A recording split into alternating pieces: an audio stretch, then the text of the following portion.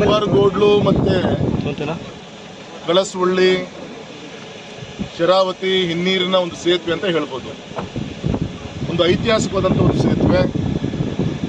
ಲಿಂಗನಮಕ್ಕಿ ಜಲಾಶಯವನ್ನು ಕಟ್ಟಬೇಕಾದಾಗ ಹಿನ್ನೀರಿಗೆ ಮುಳುಗಡೆ ಆದಂಥ ಒಂದು ಪ್ರದೇಶಕ್ಕೆ ಯಾವುದೇ ಒಂದು ನಗರಗಳಿಗೆ ಸಂಪರ್ಕದ ಒಂದು ವ್ಯವಸ್ಥೆಗಳು ಇದ್ದಿದ್ದಿಲ್ಲ. ಲಾಂಚ್ ವ್ಯವಸ್ಥೆ ಇದ್ದರೂ ಕೂಡ ಸಂಜೆ 5-6 ಗಂಟೆಗೆ ಕ್ಲೋಸ್ ಆಗ್ತಾ ಇತ್ತು. ತದನಂತರ ಆರೋಗ್ಯ ದೃಷ್ಟಿಯಿಂದ ಆಗಿರ್ಬೋದು, ಶಿಕ್ಷಣ ದೃಷ್ಟಿಯಿಂದ ಆಗಿರ್ಬೋದು, ಯಾವುದೇ ಮೂಲಭೂತ ಸೌಕರ್ಯಗಳಿಗೆ ಸಂಬಂಧಪಟ್ಟಂಥ ಸಂಪರ್ಕಗಳ ಕೊರತೆ ಇತ್ತು. ನರಕದಲ್ಲಿ ಕಣ್ಣೀರು ಹಾಕುವಂಥ ಒಂದು ದುರ್ವ್ಯವಸ್ಥೆ ನಮ್ಮ ಈ ಒಂದು ಶರಾವತಿ ಹಿನ್ನಡೆ ಮುಳುಗಡೆ ಆದಂಥ ಈ ಪ್ರದೇಶದಲ್ಲಿ ಇತ್ತು.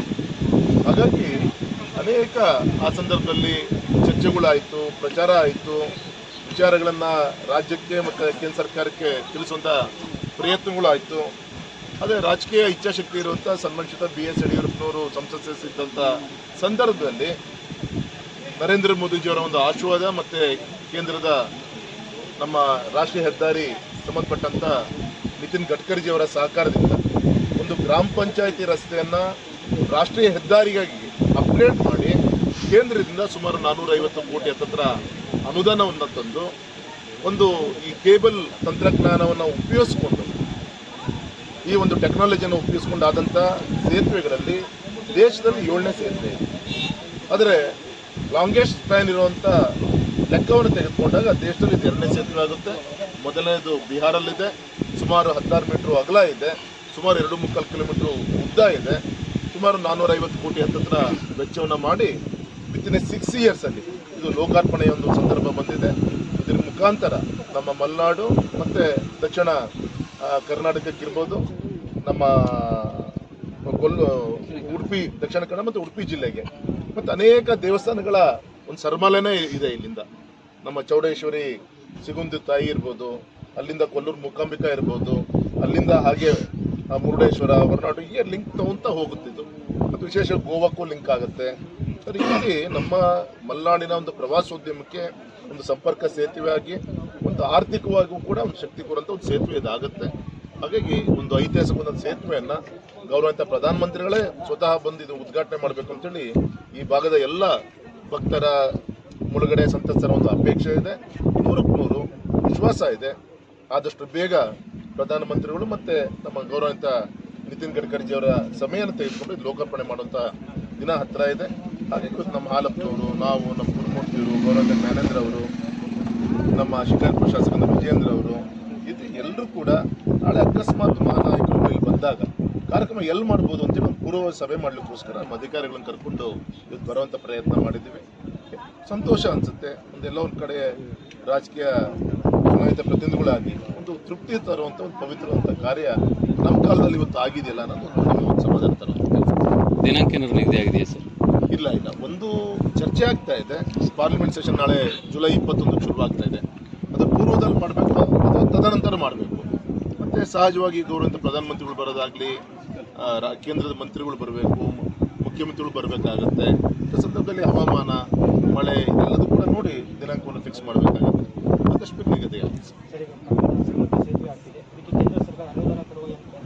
ಇಲ್ಲ ಸರ್, ಸಂಪೂರ್ಣವಾಗಿ ನಮ್ಮ ಕ್ರೆಡಿಲ್ ಮುಖಾಂತರ ನಮ್ಮ ರಾಜ್ಯ ಸರ್ಕಾರದಿಂದ ಆಗ್ತಿರೋಂಥ ಕಾರ್ಯಕ್ರಮ. ಹಾಗಾಗಿ ಆದಷ್ಟು ಬೇಗ ಅದನ್ನು ಕೂಡ ಮುಗಿಸ್ಕೊಡ್ಬೇಕು ಅಂತೇಳಿ ರಾಜ್ಯ ಸರ್ಕಾರ ಒತ್ತಾಯವನ್ನು ಮಾಡ್ತೀವಿ ಸರ್. ರಾಷ್ಟ್ರೀಯ ಹೆದ್ದಾರಿ ಕಾಮಗಾರಿ ಈಗ ಸೇತುವೆ ಇನಾಗ್ರೇಷನ್ ನಂತರ ಆಗುತ್ತಾ ಅಥವಾ ಈಗಲೇ ಆರಂಭ ಮಾಡ್ತಿರ್ತಾರೆ ತಕ್ಷಣಕ್ಕೆ ಶುರು ಮಾಡಿಬಿಡ್ತೀವಿ. ಇದಕ್ಕೇನು ಕಾಯ್ಲಿಕ್ಕೆ ಹೋಗಲ್ಲ. ಬಿಫೋರ್ ಪಾರ್ಲಿಮೆಂಟ್ ಸೆಷನ್ ಆದರೆ ಅದನ್ನು ಕೂಡ ಶಂಕುಸ್ಥಾಪನೆ ಮಾಡ್ತೀವಿ.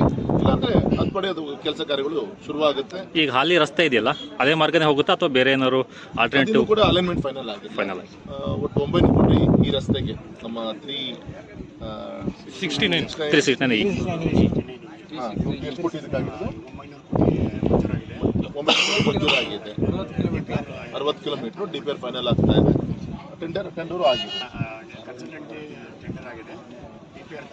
ಸೊ ಇನ್ನು ಹಂಗಾರೆ ಮೇಜರ್ ಟೆಂಡರ್ ಆಗಿಲ್ಲ. ಸೊ ಟೈಮ್ಸ್ ತೊಗೊಬೇಕು. ಇದು ಒಂದು. ಎರಡನೇದು ಲಯನ್ ಸಫಾರಿಯಿಂದ ಅನಂತಪುರದವರೆಗೂ ಕೂಡ ಅದು ಕೂಡ 610 ಕೋಟಿ ಹಣ ಈಗಾಗಲೇ 4 ಲೈನ್ ಮಾಡಲಿಕ್ಕೆ ಅದು ಕೂಡ ಸ್ಯಾಂಕ್ಷನ್ ಆಗಿದೆ. ಟೆಂಡರೂ ಆಗಿದೆ. ಫಾರೆಸ್ಟ್ ಕ್ಲಿಯರೆನ್ಸ್ ಮಾಡ್ತಾ ಇದ್ದೀವಿ. ನಮ್ಮ ಕೊಲ್ಲೂರು ಮೂಕಾಂಬಿಕೆ ಮತ್ತು ನಮ್ಮ ತೀರ್ಥಹಳ್ಳಿ ಕೊಡಚಾದ್ರಿ ಬೆಟ್ಟ ಏನಿದೆ, ವರ್ಷದಿಂದ ಅದಕ್ಕೆ ಕೇಬಲ್ ಕಾರ್ದೊಂದು ಹೋಮ್ವರ್ಕ್ ಮಾಡ್ತಾ ಇದ್ವಿ. ದೇವ್ರ ದಯೆಯಿಂದ ಅಲ್ಲಿ ಹೋಗುವಂಥ ಫಾರೆಸ್ಟ್ ಲ್ಯಾಂಡಿಗೆ ಆಲ್ಟರ್ನೇಟಿವ್ ರೆವಿನ್ಯೂ ಲ್ಯಾಂಡನ್ನು ರಾಜ್ಯ ಸರ್ಕಾರ ಕೊಟ್ಟಾಗಿದೆ. ಸೊ ಅದು ಕೂಡ ಪ್ರೋಗ್ರೆಸ್ ಆಗುತ್ತಾ ಕೆಲಸನೂ ಕೂಡ ವಿಶೇಷವಾಗಿ ನಾವು ಗಮನಿಸಬೇಕಾಗಿರೋದು ಈ ಕಳಸೋಡಿಸಿ ನಮ್ಮ ಈ ಒಂದು ಸೇತುವೆ ನಾವೇನು ನೋಡ್ತಾ ಇದ್ದೀವಿ. ಹೊಸನಗರದ ಹೋದರೆ ಅಲ್ಲಿಂದ ಮುಖ್ಯ ರಸ್ತೆಯಿಂದ ಮಾವಿನ ಗುಡ್ಡಿ ಸರ್ಕಲ್ನಿಂದ ಮಾವಿನಕೊಪ್ಪ ಸರ್ಕಲ್ ಅಲ್ಲಿಂದ ಬರೀ ಒಂದು 100 ಮೀಟರ್ ಒಳಗಡೆಗೆ ಸುತ್ತ ಸೇತುವೆ, ಆಮೇಲೆ ಬೆಕ್ಕೋಡಿ ಸೇತುವೆ ಅಲ್ವಾ, ಬೆಕ್ಕೋಡಿ ಸೇತುವೆ ಸುಮಾರು ಮುಕ್ಕಾಲು ಕಿಲೋಮೀಟರ್ ಬರುತ್ತೆ. ಸುತ್ತ ಸೇತುವೆ 1.5 ಕಿಲೋಮೀಟರ್ ಬರುತ್ತೆ. ಅಂದರೆ ಇಷ್ಟೇ ವೆಚ್ಚವನ್ನು ಮಾಡಿ ಟೋಟಲ್ 2 ಅಲೈನ್ಮೆಂಟ್ ತೊಗೊಂಡ್ರೆ ಇಷ್ಟೇ ಉದ್ದ ಬ್ರಿಡ್ಜ್ ಆಗುತ್ತೆ. ಈಗ ಆಲ್ರೆಡಿ ಪಿಲ್ಲರ್ ಆಗಿದೆ, ಮೇಲ್ಗಡೆ ಸ್ಲ್ಯಾಬ್ ಹಾಕೋ ಕೆಲಸನೂ ಶುರುವಾಗಿದೆ. ಅಪ್ರೋಚ್ ರೋಡ್ ನಮಗೆ ಫಾರೆಸ್ಟ್ ಕ್ಲಿಯರೆನ್ಸ್ ಇನ್ನೂ ಕೂಡ ಕೊಟ್ಟಿಲ್ಲ, ಅದು ಕೂಡ ಕ್ಲಿಯರೆನ್ಸ್ ಸಿಗ್ತಾ ಇದೆ, ಅದು ಕೂಡ ಹ್ಯಾಂಡ್ ಓವರ್ ಮಾಡಿಬಿಡ್ತೀವಿ. ಅಂದರೆ ಶರಾವತಿ ಮುಳುಗಡೆ ಸಂತಸರ ಈ ಭಾಗದ ದೊಡ್ಡ ಸಂಖ್ಯೆಯಲ್ಲಿ ವಾಸ ಮಾಡ್ತಿದ್ದಾರೆ. ನಿಜವಾದ ಬೆಳಕನ್ನು ಕೊಡುವಂಥ ಕೆಲಸ ಇವತ್ತೇನಾದರೂ ಆಗಿದೆ ಅಂದರೆ ಅದು ಸನ್ಮಾನಿಸಿದ ನರೇಂದ್ರ ಮೋದಿಜಿಯವರು, ಸನ್ಮಾನಿಸಿದ ನಿಮ್ಮ ಯಡಿಯೂರಪ್ಪನವರ ಒಂದು ಸಹಕಾರದಿಂದ ಅಂತ ಹೇಳಲಿಕ್ಕೆ ಇಚ್ಛೆ. ಸರ್, ಸೇತುವೆ ಉದ್ಘಾಟನೆ ದಿನಾಂಕ ಸ್ವಲ್ಪ ತುಂಬ ತಡ ಆಗಿಬಿಟ್ರೆ, ಈಗ ಲಾಂಚ್ ಓಡಾಡಲಿಕ್ಕೆ ಏನಾದ್ರು ನೀರು ಲಿಂಗನಮಕ್ಕಿ ಜಾಸ್ತಿ ನೀರು ಏರಿಕೆ ಆಗಿಬಿಟ್ರೆ ಲಾಂಚ್ ಓಡಾಡೋದು ಕೂಡ ಕಷ್ಟ ಸಾಧ್ಯ ಆಗುತ್ತೆ. ಆಗ ಅಂದ್ರೆ ಸಾರ್ವಜನಿಕ ಆದರೆ ಅನುಕೂಲ ಸಿಂಧು ಮಾಡಿಕೊಡ್ತೀರ ಅಂತ. ಗಮನ ಕೊಡಬೇಕು. Thank you.